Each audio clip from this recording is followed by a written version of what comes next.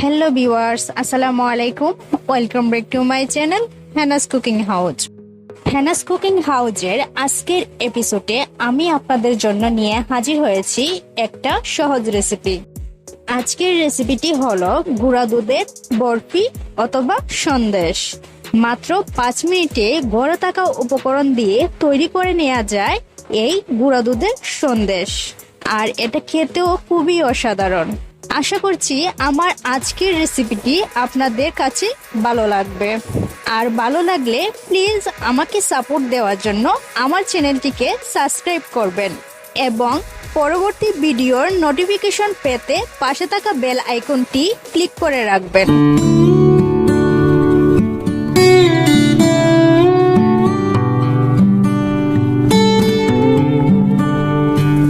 গুঁড়া দুধের সন্দেশ অথবা বরফি তৈরি করে নেওয়ার জন্য প্রথমে একটা শুকনো প্যান নিয়ে নেব, আর তার মধ্যে দিয়ে দেব 2 টেবিল চামচ পরিমাণ সাদা তিল। চুলাটা অন করে অল্প আঁচে নেড়েচেড়ে বাদামি রং ধারণ করার আগ পর্যন্ত তিলগুলোকে ভেজে নেব।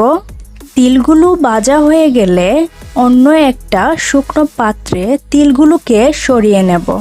আমি এবার একটা চিনির শিরা তৈরি করে নেব, আর তার জন্য একই প্যানে আমি দিয়ে দিচ্ছি 1 কাপ পরিমাণ পানি এবং চিনির পরিমাণটা সমান সমান হতে হবে। এই দুইটা উপকরণ সমান সমান দিতে হবে, তাহলেই চিনির শিরাটা পারফেক্ট হবে। তাই আমি দিয়ে দিচ্ছি 1 কাপ পরিমাণ চিনি। চুলাটা হাই হিটে দিয়ে একটা স্প্যাচুলার সাহায্যে নেড়েচেড়ে চিনির শিরাটা তৈরি করে নেব। পানিতে একটা বলক আসা মাত্রই চুলার আঁচটা মিডিয়াম হিটে করে দিতে হবে এবং কিছুক্ষণ জাল করে নিতে হবে। শিরাটা ঘন হয়ে এসেছে, মোটামুটি হাতে নিয়ে ধরলে একটু চটচটে ভাব থাকবে, এরকম হতে হবে। চিনির শিরাটা হয়ে গেলে এবার চুলার আঁচটা লো হিটে করে দিতে হবে, আর এবার আমি এই চিনির শিরায় দিয়ে দিচ্ছি 1.5 কাপ পরিমাণ গুঁড়া দুধ। যে কোনো ব্র্যান্ডের গুঁড়া দুধটা দিলেই হবে। চুলার আঁচের গুরুত্বটা আপনাকে অবশ্যই বুঝতে হবে। এ পর্যায়ে চুলার আঁচটা একেবারে লো হিটে রাখতে হবে। চিনির শিরার সাথে গুঁড়া দুধ নেড়েচেড়ে মিশিয়ে নেব। চিনির শিরার সাথে গুঁড়া দুধটা ভালো করে মিশানো হয়ে গেলে তার মধ্যে দিয়ে দেব 3 চা চামচ পরিমাণ বাটার, আর আপনারা চাইলে এখানে বাটারের পরিবর্তে ঘিটাও দিতে পারেন। এবার অনবরত নাড়াচাড়ার উপর রাখতে হবে। এইভাবে নাড়তে নাড়তে এক সময় বাটারটা গলে দুধের মিশ্রণের সাথে মিশে যাবে এবং মিশ্রণটা কিছুটা বৃদ্ধি পাবে। এ পর্যায়ে এসে দিয়ে দেব আগে থেকে ভেজে রাখা তিলগুলো। এবার তিলগুলো এই মিশ্রণটার সাথে ভালো করে নেড়েচেড়ে মিশিয়ে নিতে হবে। একইভাবে এবার আমি এই তিলগুলোকে ভালোভাবে নেড়েচেড়ে মিশিয়ে নেব। আমার তিলগুলো মিশানো হয়ে গেছে। যখন দেখবেন দুধের মিশ্রণটা অনেকটা মসৃণ হয়ে এসেছে এবং প্যানের গা ছেড়ে দিচ্ছে, তখনই বুঝবেন ডোটা ভালোভাবে হয়ে গেছে। এবার গরম থাকা অবস্থায় দুধের মিশ্রণটা সেট করে নিতে হবে।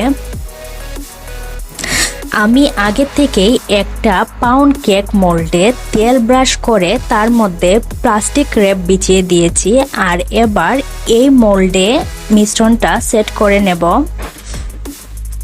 তবে আপনারা চাইলে এই বরফিটা বক্সে না বসিয়ে হাতের সাহায্যে লম্বা অথবা গোল শেপ করে দিতে পারেন, আর এই কাজটা গরম থাকা অবস্থায় করতে হবে। এবার দেখার সৌন্দর্যের জন্য আমি কিছু বাদাম দিয়ে দিচ্ছি। আপনারা চাইলে যে কোনো বাদামই দিতে পারেন, আমি কাঠবাদামটা দিচ্ছি। এই কাজটা গরম থাকা অবস্থায় করতে হবে। তিলটা আপনাদের হাতের কাছে না থাকলে বাদ দিতে পারেন, তবে তিলটা দিলে বরফির মধ্যে একটা সুন্দর ফ্লেভার আসে আর খাওয়ার সময় ভাজা তিলগুলো কামড়ে পড়লে দারুণ লাগে। এখন ঠান্ডা হওয়ার আগ পর্যন্ত এইভাবেই রেখে দেব। বরফিটা পুরোপুরি ঠান্ডা হয়ে গেছে, এবার এটাকে মোল থেকে তুলে নেব আর বরফিটাকে সাইজ অনুযায়ী কেটে নেব। আপনারা আপনাদের পছন্দ মতো সাইজ দিয়ে কেটে নিতে পারেন। বরফিটা কাটা হয়ে গেছে আর এই বরফিগুলো খেতে খুবই মজার হয়।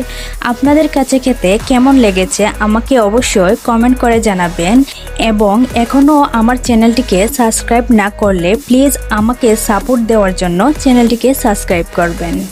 তাহলে আজকে এই পর্যন্তই, বিদায়।